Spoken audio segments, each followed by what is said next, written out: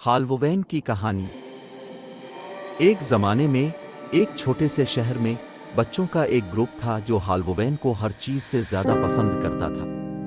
वो ड्रोनी मलबूसात में मलबूस होंगे और हर साल चाल इलाज करते हैं, इस उम्मीद पर कि ज़्यादा से ज़्यादा कैंडी हासिल करेंगे। एक हाल्वोवेन, उन्होंने एक अफवाह सुनी कि जंगल के बीचों बीच एक प्रेतोदित घर है जो पहले कभी नहीं गया था। बच्चे एक हकीकी प्रेतोदित घर की तलाश के इम्कान से पुरजोश थे और इसलिए उन्होंने इसे तलाश करने के लिए जंगल में जाने का फैसला किया।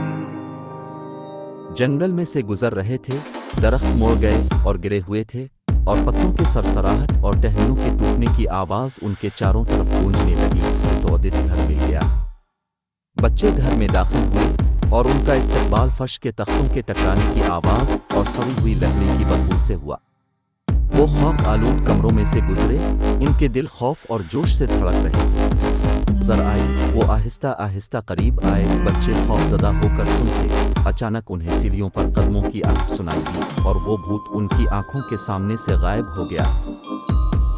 बच्चों ने जल्दी से प्रेतोदित वाले घर से निकलने का रास्ता बनाया, उनके दिल खौफ और जोश से धड़क रहे थे। जब वो जंगल में से गुजर रहे थे तो उनके पीछे कदमों की आवाज़ सुनाई दी।